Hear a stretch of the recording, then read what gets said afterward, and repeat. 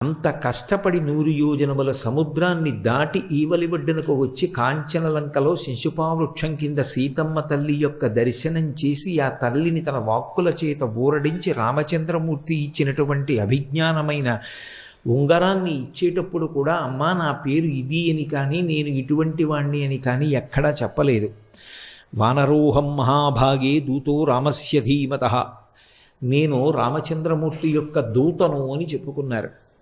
అంతటి వినయ సంపత్తి కలిగినటువంటి వారు.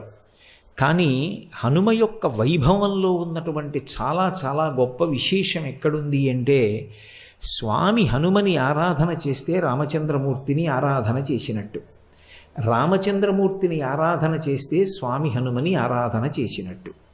హనుమని ఆరాధన చేసి ఇక ప్రత్యేకంగా రాముణ్ణి ఆరాధన చెయ్యవలసిన అవసరం కానీ, రాముణ్ణి ఆరాధన చేస్తే మళ్ళీ ప్రత్యేకంగా హనుమని